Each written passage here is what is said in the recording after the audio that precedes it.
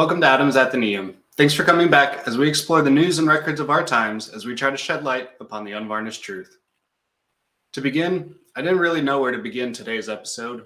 Should I talk about the ongoing drag shows around the US where drag queens are performing and gyrating sexually in front of children and their parents? And how at one event in Texas, they're toasting to those who pleasure the parts where they pee. Again, in front of children. Or should we talk about how the US hasn't declared war against Russia, but continues to funnel American money, resources, and military equipment to a nation who is not a formal ally? Or do we hop on the crazy train that has been the Tyre Nichols story? To be honest, my last choice is what we're going to focus on today. Tyre Nichols' death and how it exposed flaws in policing. To be clear, I'm going to speak in generalities and be somewhat vague at times, so please don't take this as me criticizing or critiquing certain people or how their life may actually be. I don't know anyone involved. All I can do is make general assumptions and give generalized advice. Now, in my opinion, this case of 5 police officers beating a man to the point where he later died from his injuries highlights, nay, exemplifies the damage that the BLM and defund the police movement have brought us. We used to have officers who would intervene if their brother or sister in arms went too far. Not always, but again, generally speaking. Now they don't seem to exist. And we have many scared and overweight cops who panic in a situation where an officer needs to be calm and focused. After George Floyd, Jacob Blake, Patrick Loya, it's no wonder all the good cops seem to have quit. After the riots of 2020, after the abandonment of police by their top brass, by local politicians and bureaucrats, it's no wonder all the good cops seem to have quit. Why would you work a job where your officials don't support you? The public hates you and wants you disbanded. The judicial system is broken and releases violent criminals while continually locking up people who smoke weed or dads who are behind on child support. That's right.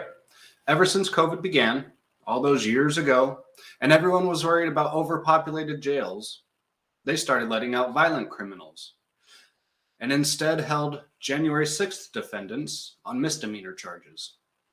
They held fathers who couldn't pay child support and held people for smoking weed, while the gangbangers, terrorists, arsonists, looters, rioters, murderers, and other violent offenders were released on ankle monitors.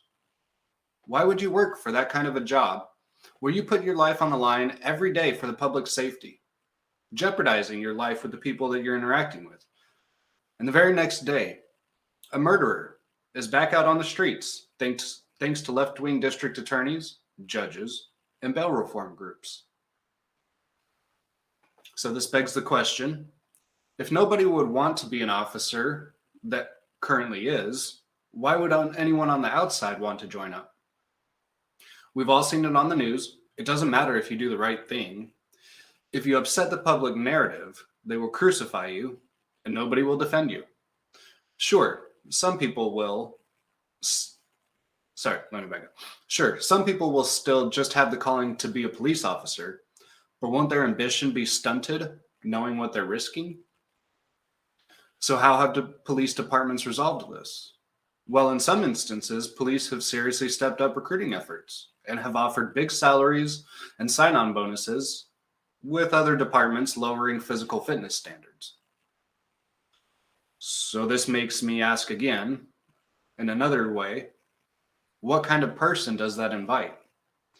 Instead of a person driven by honor, loyalty to the community, and a commitment to the organization, what does a person driven by money invite? Corruption, abuse, and malfeasance are the first few words that come to mind. I mean, how did the Nazis become so brutal?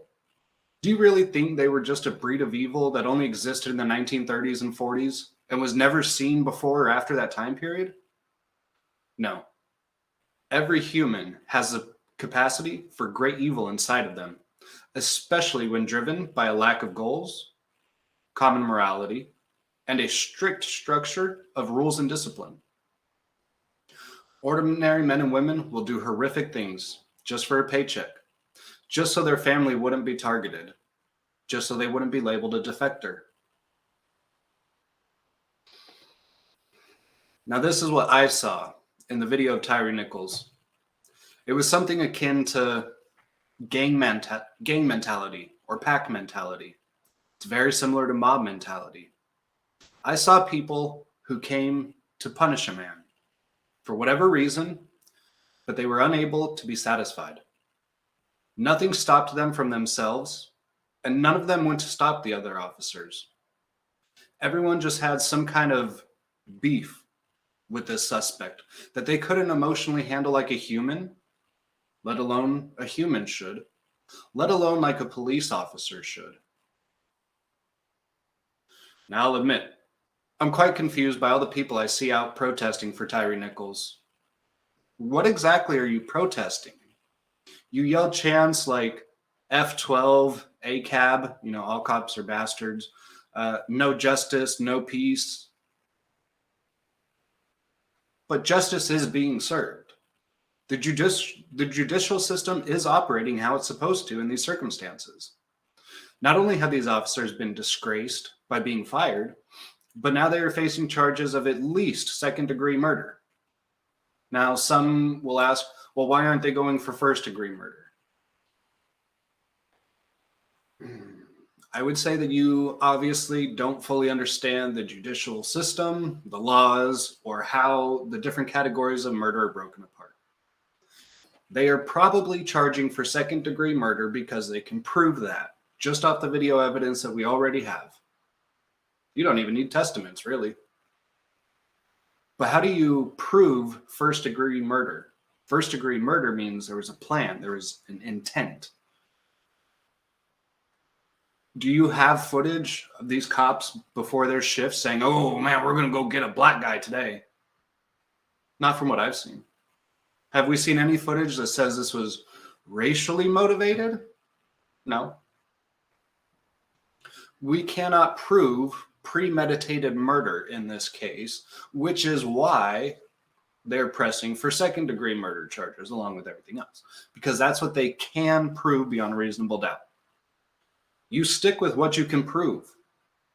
And if the evidence comes out later to up the charges, you can do that. Moving on. So what are they protesting? And what's with the white liberals on TikTok screaming about how this is white supremacy? Again, 5 black officers beat a black man who later died from his injuries. Everyone involved in this incident was black, you idiot. I also don't understand this argument, because if you're trying to say that the police as an organization as a whole is a white supremacist breeding ground, well, how can that be with so many black, Asian, and Hispanic officers across the country? No, I have very serious points of advice, I guess I would like to sum up this video with. First of all, being, as I'm sure you've heard me say on other videos, I don't blindly back the blue. I don't blindly support the blue. I support individual officers who are good, who hold their morals high and live by their virtues every single day. I support officers who don't just stop and frisk just to make an investigation, just to cause someone problem, just so they can maybe hit their quota. I understand situations of stopping and frisking if there's enough suspicion.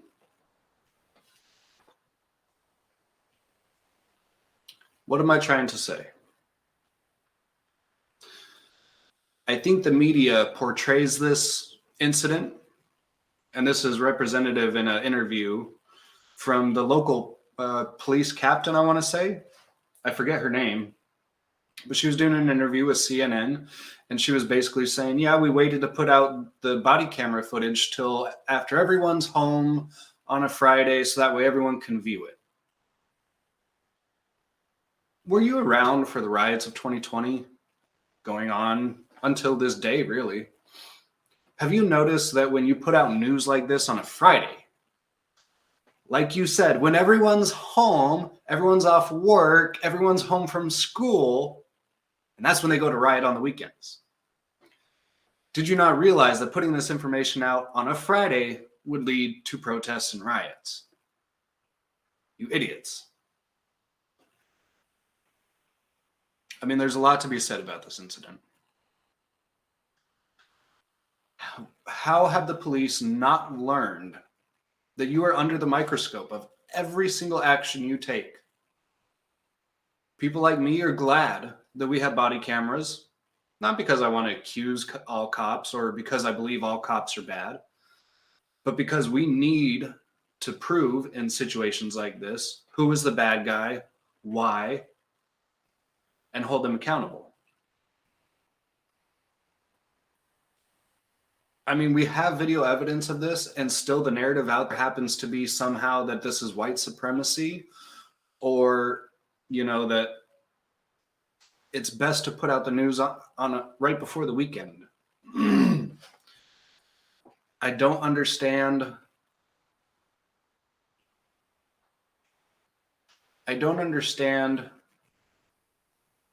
Why so many people still blindly support the Back the Blue movement. Humans aren't perfect. Nobody is. No person in any profession is perfect, right? We're all flawed. And you have to accept that's the world we live in. There's bad people, there's evil people, and there's people who make bad choices.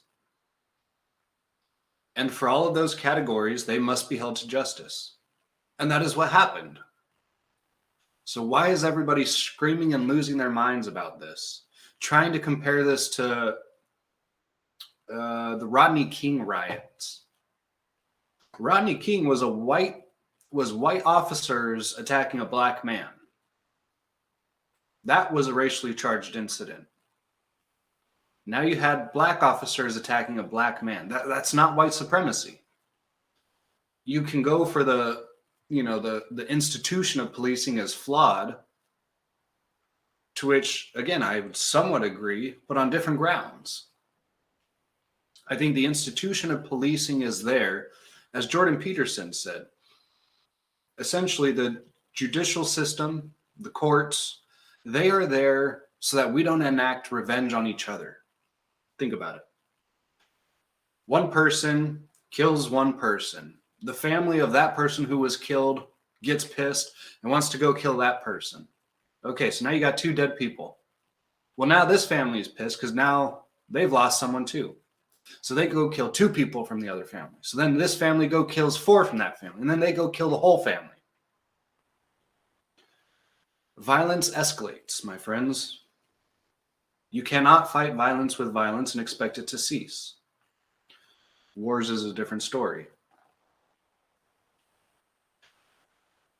The police need to understand that every minute detail of how you perform your job is going to be scrutinized from here on out, thanks to technology.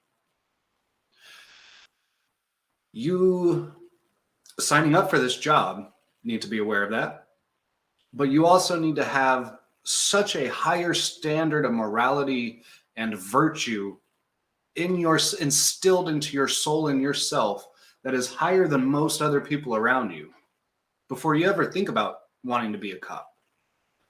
You shouldn't be a cop if you're in it for the money. You shouldn't be a cop if you want the power or the access to criminality, essentially, that you'll find.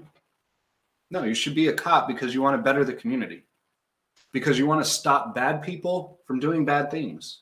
Because you want to help bad people into a better place. That doesn't always mean jail. Cops offer resources.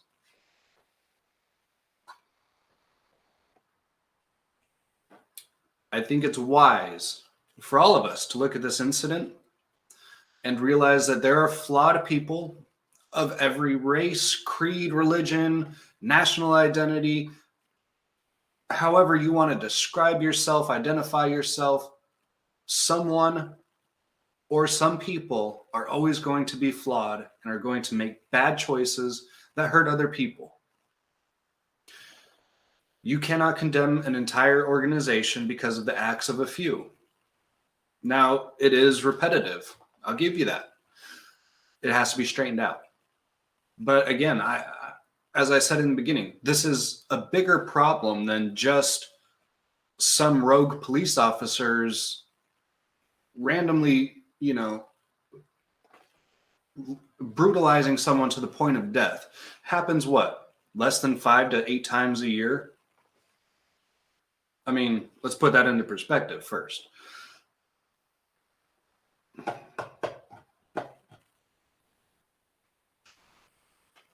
I'm trying to ask myself,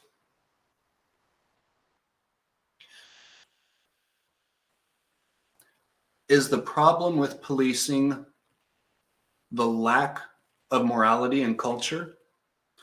Or is the problem with policing laws and bureaucracy and politicians? And I believe it's a healthy mix of both. I believe that laws need to change. Bail and bail reform laws need to change. Who we're locking up, why we're locking them up, and how long we're locking them up for needs to be talked about and changed. Instead of worrying about our politicians and government increasing the debt ceiling, which is dumb. We're $31 trillion in debt. We should not be increasing how much debt we're allowed to have. Instead of having those talks in Congress, in the White House, in the Senate, instead of having talks about funding the government through the new year, through February, through this time frame, shouldn't we be talking about some of these things that actually matter, some of these things that can have an impact on America? Shouldn't we be bringing to light the fact that, yes, we have a problem with how the media describes policing in our country? And not everyone seems to understand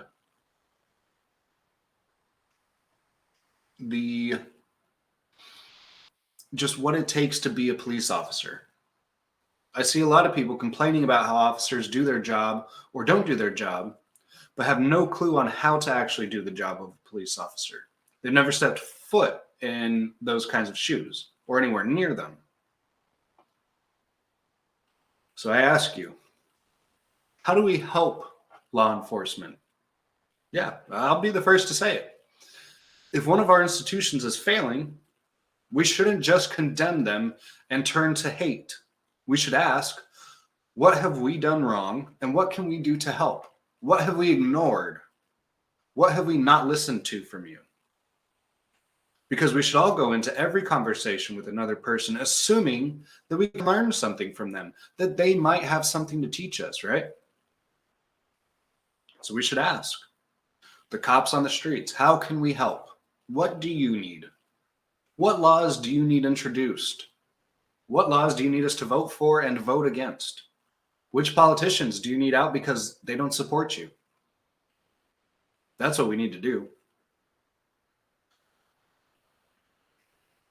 We need to support individuals in the organization until we can support the organization and trust in it again.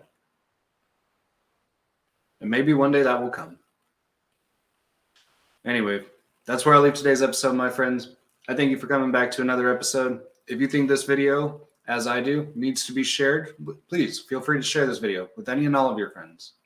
I'm live on Rumble, Twitter, Locals, YouTube. You can find me there, anywhere, anytime. And don't forget to subscribe because I go live pretty much every weekend. Subscribe, that way you don't miss when I do go live. And on YouTube, I'm uploading shorts content pretty much every single day. So that way there's something to keep you entertained or at least updated on somewhat current events. For the shorts, I generally kind of pull from my history and then kind of re-upload, kind of to entice you to check out my other videos. So, they may not be fresh in the news week, but they still have relevance. Anyway, thanks for coming back, my friends. I will see you all next weekend.